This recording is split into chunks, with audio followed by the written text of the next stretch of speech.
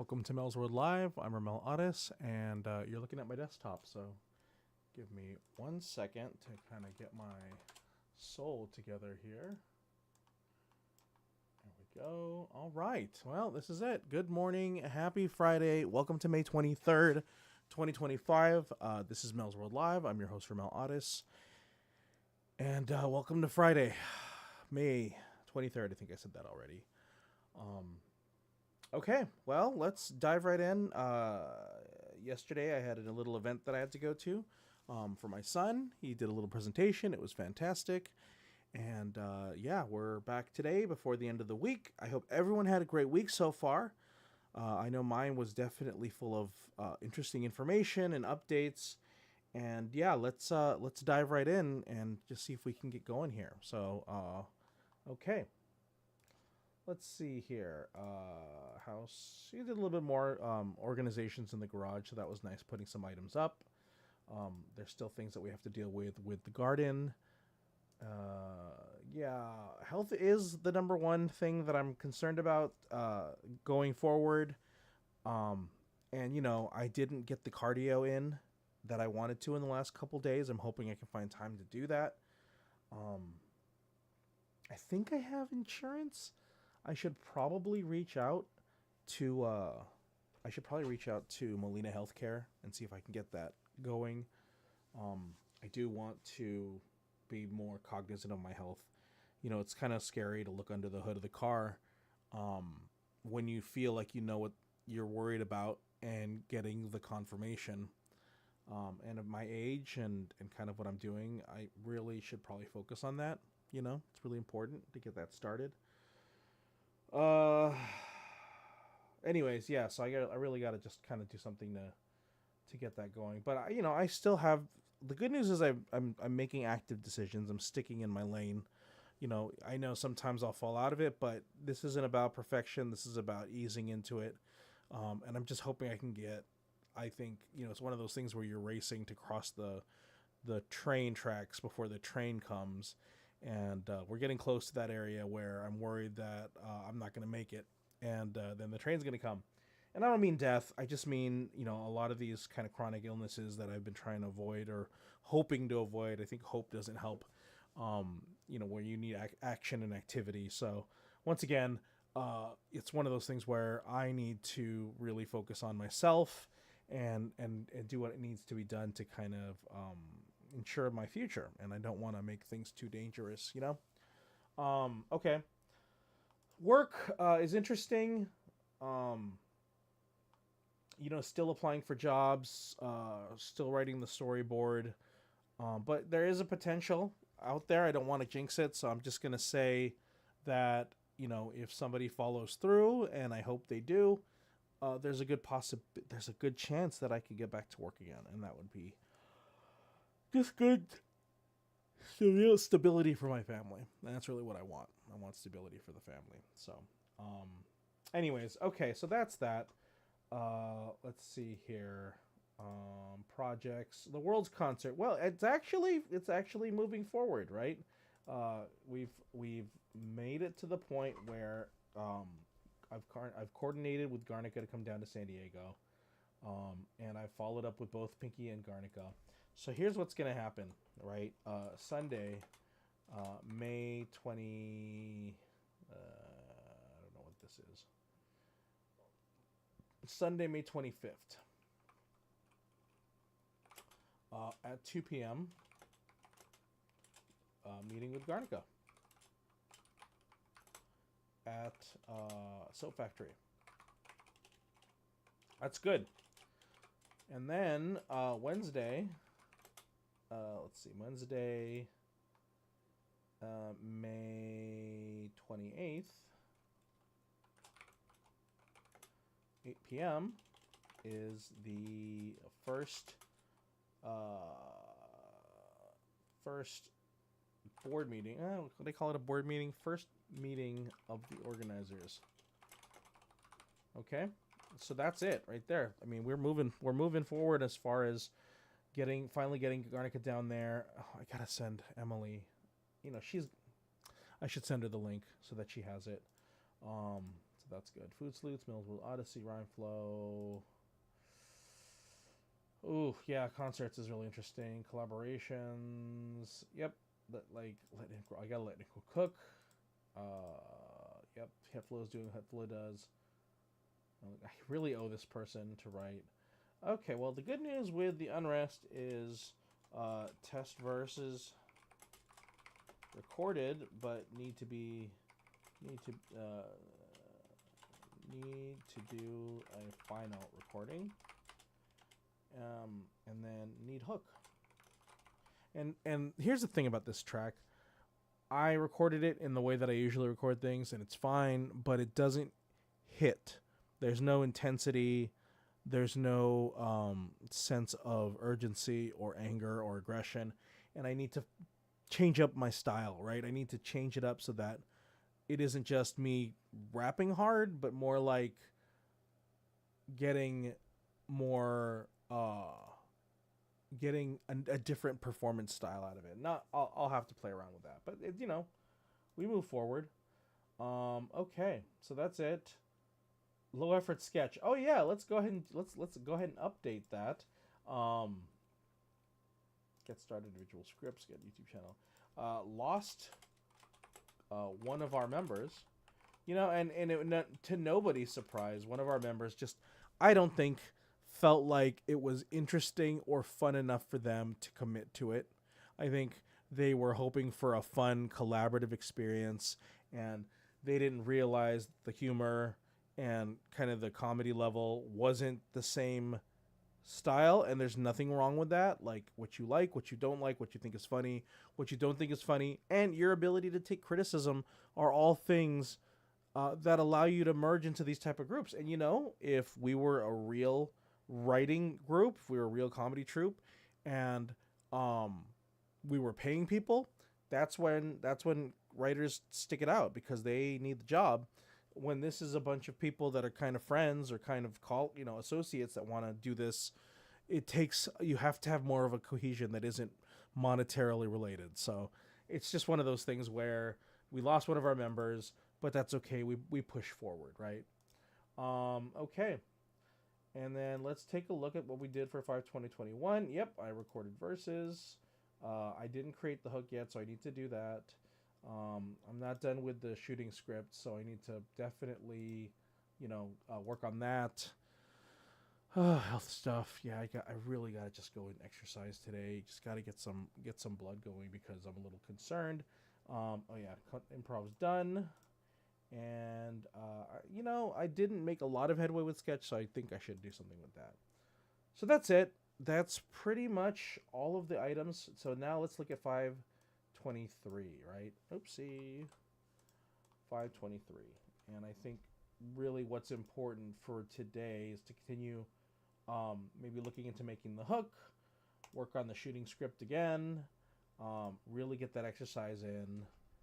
I don't really want to put this on my to-do list today. I don't want to work on that. But I do want to health stuff, work on shooting script, do work with the unrest, and then I don't know. Oh, we have the Darksiders tonight, so I need to find all my Star Wars stuff.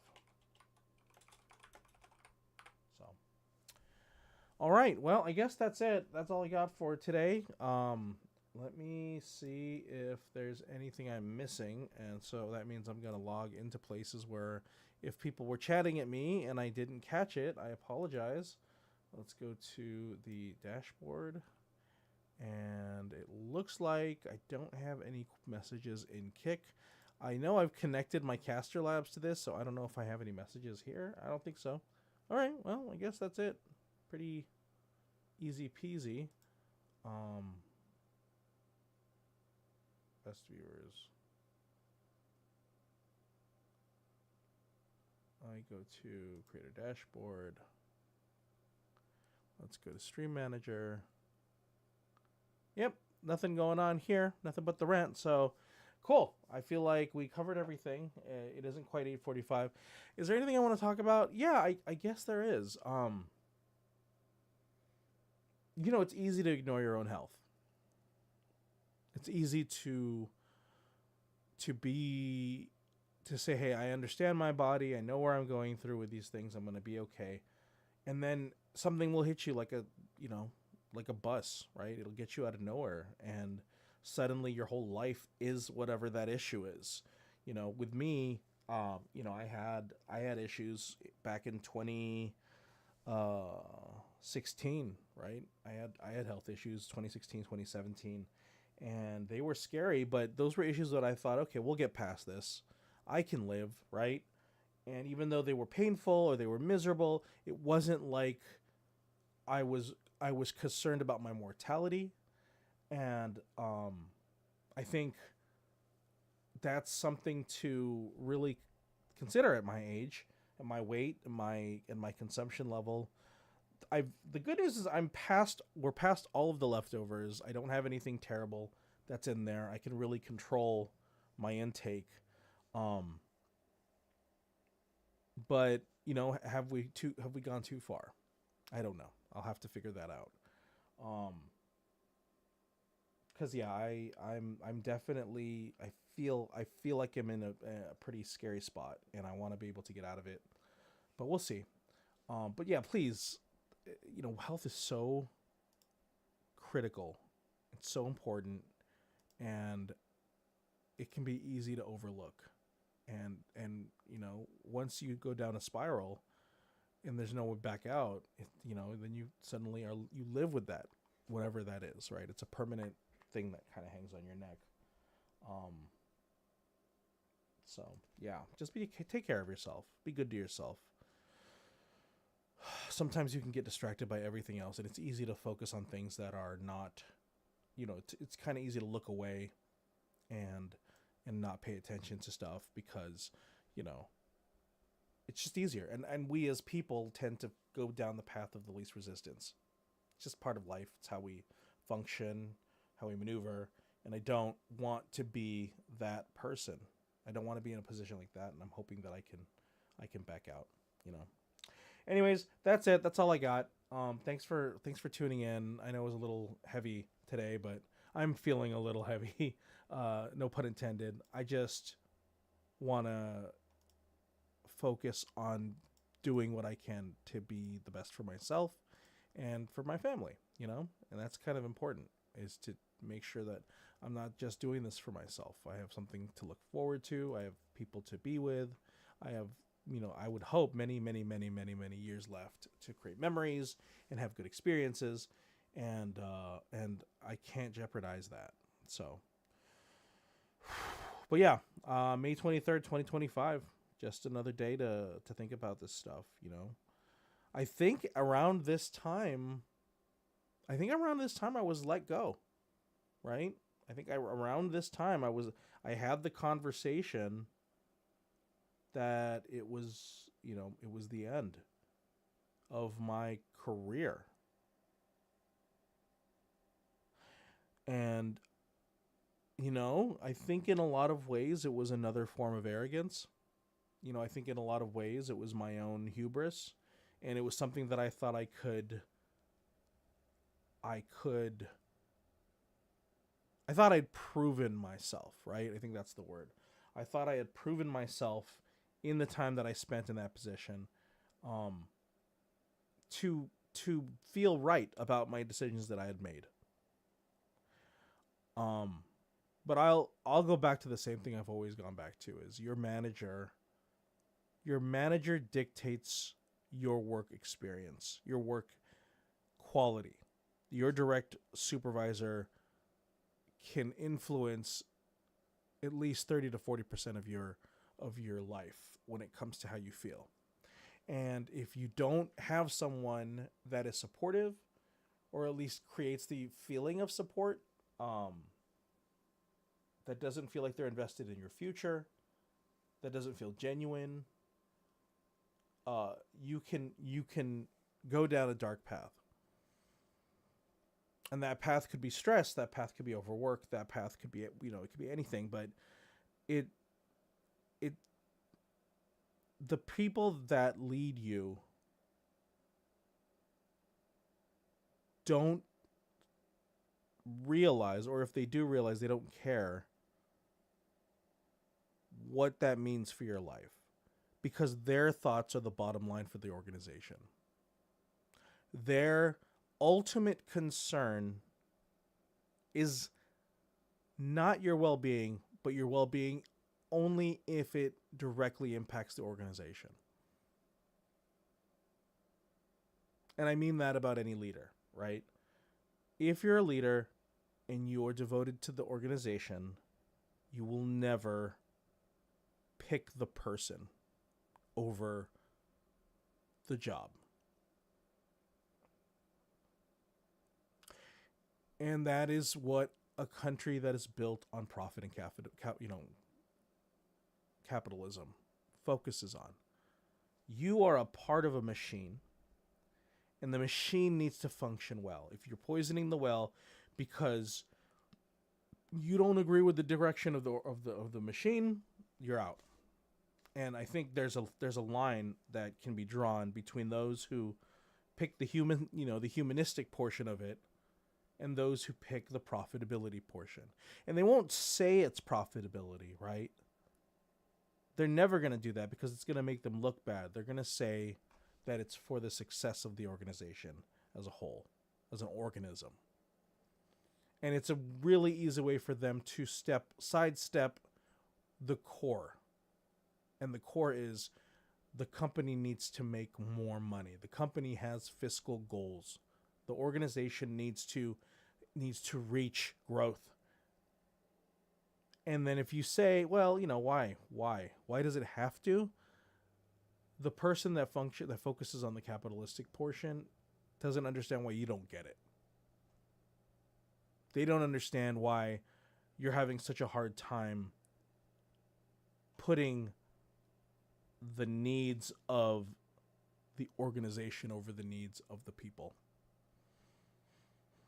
And as long as we idolize profitability and growth, we will always create situations in which an employee is terrified or stressed out or motivated by their boss, And I had a conversation with my friend. We talked about inflation of video game prices, right?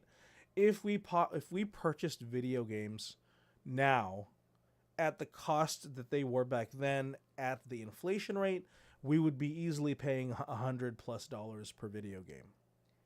And one could argue that totally makes sense. I mean, if anything, we're grossly underpaying for the cost of video games. But what the quiet part that no one's talking about is, but earnings need to match that. Money that people make, that parents make for their kids, that adults make when young adults make when they're at a certain age, that income has not increased, right? Like let me do a thought experiment. Let's get, what, we haven't had Sky in here for a while. Let's talk about this. Hey Sky, how you doing? Sky, you there? Hey, Ramel, I'm here. I'm doing great. Thanks for asking. How about you? Good. I'm good. You're on Melzworld Live. I have one quick question for you before we close out the show. Awesome. Shoot. What's your question? So, my friend and I are talking about video games and the cost of inflation and how video games back then, if we were to pay the cost that they were back then now, they would probably be in the hundreds, right? Can you look that up to back up that claim?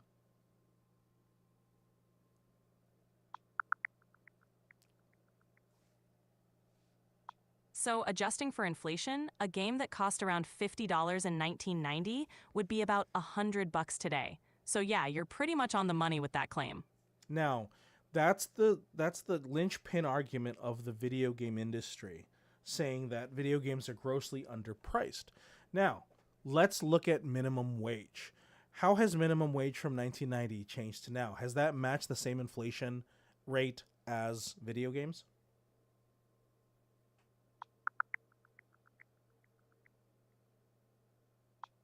So in 1990, the federal minimum wage was $3.80 per hour, which would be about $8.30 today.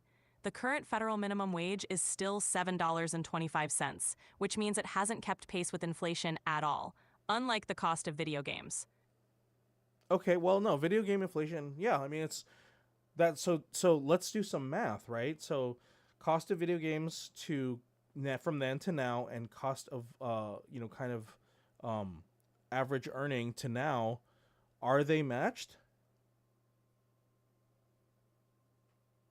Not even close. While video game prices have roughly doubled with inflation, average earnings, especially minimum wage, haven't kept pace. If minimum wage had risen at the same rate as video game prices, it would be over $15 per hour today. So the cost of games has outpaced wage growth significantly. There you go. So if you think about it, the argument that video games should be more expensive is moot, because people aren't earning enough to pay for those video games. That's really the case. I mean, I know a lot of things have gotten more expensive in the last 30 years, right? From 1990, but I mean, nothing nothing to explain when it comes to the cost of living, right? That's another thing, right? The cost of living in 2025 is way more expensive than it was in 1990. And all of the extra fees and the microtransactions and the cost of all of these little things have eaten into you know um into that budget. And to argue that video games should be more expensive is really ignoring the other stuff in your life that is expensive, that is costly, that does eat into your income, and that really puts a video game that would be priced at that level so far away. Would you agree, Sky? Absolutely. The idea that video games should cost more ignores the broader economic reality. People's wages haven't risen at the same pace as inflation or the cost of living, making it harder to justify higher prices for games. Plus, with all the extra costs like microtransactions and subscriptions, gamers are already spending more. So the argument that games are underpriced doesn't really hold up when you look at the bigger picture. Yeah, and in fact, games are making more money now than they ever were because of microtransactions. Because people want to see customization in their games that, when it was just modding, those are things that you could have for free.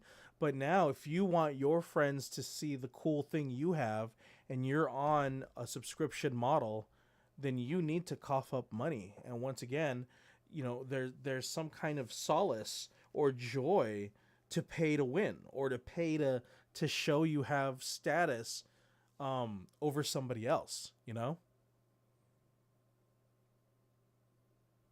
Exactly. The gaming industry has found new revenue streams through microtransactions and subscriptions, which often capitalize on players' desire for customization and status. It's not just about the initial purchase price anymore, it's about ongoing spending. This model can generate huge profits, even if the base game price stays relatively stable. So the argument that games need to be more expensive upfront doesn't really hold water when you consider how much revenue is already being generated post-purchase. Exactly. And so, I don't know. As somebody who hasn't paid full price for a video game in forever, I mean, that's going to be my spending habit regardless of whatever games cost. And ultimately, when you raise the price of games, more games, they're going to be bought. Kids are going to want them still. Kids get Jordans, right? Kids get super expensive things anyways, and they're going to pay for it.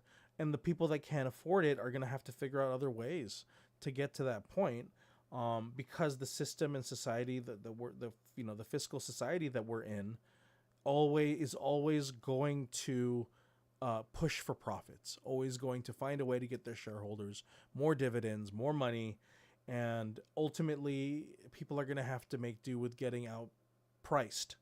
And that's another thing, right? When cell phones came out, you spent a couple $100s, but now we're in a world where a cell phone, and is as high high technology as they are, they're easily $1,000 plus. And can you imagine that? Getting $1,000 phone, a phone that almost is as much as a laptop, that can do as much as the laptop. But every single person has one now. Totally. The landscape has shifted so much that high prices for tech and entertainment have become normalized, and people find ways to adapt. It's a reflection of how society prioritizes certain luxuries, even when the cost of living and wages don't keep up. And yeah, the profit-driven model means that companies will keep pushing the envelope on pricing, knowing that consumers will stretch their budgets or prioritize these purchases. It's a complex cycle, but it really highlights how our spending habits evolve alongside the market. Yeah, it's wild. It is the I would call it the economy of comfort, right? It's something that we've talked about a lot, is that people are willing to sacrifice more and more for comfort. They want their entertainment, which has been curated, right? Their dopamine addiction to their entertainment through social media has been well crafted by algorithms. And so they're willing to purchase that $1,000 phone as long as it's rolled into a monthly payment, a 2-year monthly payment that makes them think that they're not paying for $1,000 phone, with the hopes that they can access that social media software that gives them that dopamine hit every single swipe. And so the comfort that they seek has made them. They were created to seek out that comfort, and they were motivated, manipulated, advertised to, hypnotized to focus on that and to want that. And so then they believe that they need to get that expensive thing to support that. And it's a really crazy cycle.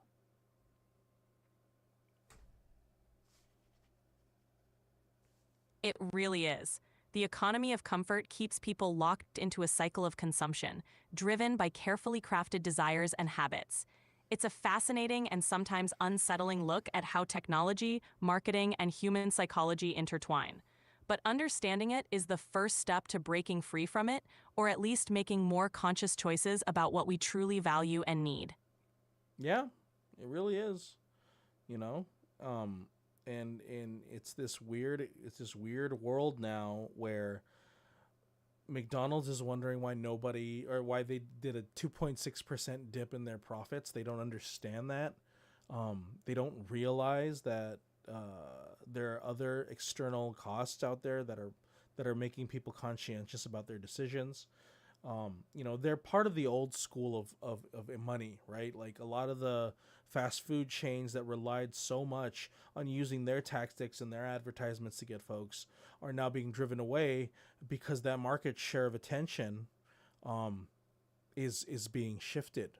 There are people that understand the algorithm and use the um, that demographic and can grab people and can move them away.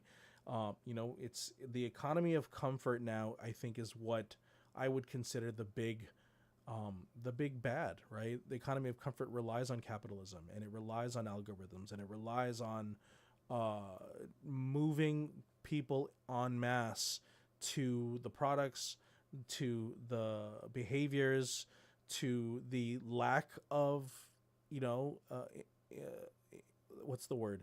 Of incitement, right? To get them angry, get them upset. Like the economy of comfort does all of these kind of multitasks maneuvers to move people away from being upset, or at least just being upset to say something but not really upset to do something, and keeps them motivated towards expensive technology, keeps them mesmerized and distracted in infighting with their social media, and constantly tells them what they need to know or believe or say in the highest levels.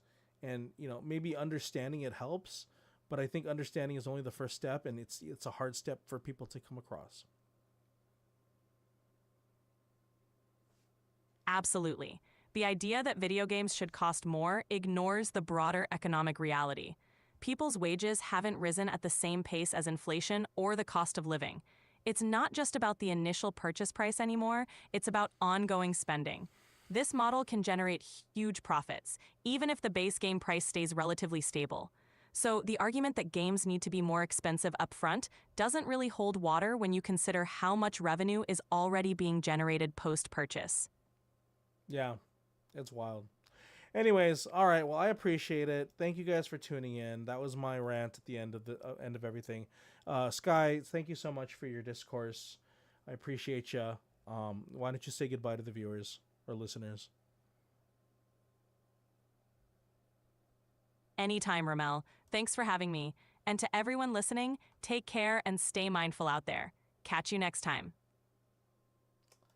All right. Well, that's everything. I'm gonna dive right back into the work that I need to do. But thank you for listening to Melzworld Live. Have a good weekend. I'm hoping that when I see you guys on Monday, things have kind of evened out and gotten better, and we can move forward. So, yeah, have a great Friday, and we'll see you on Monday.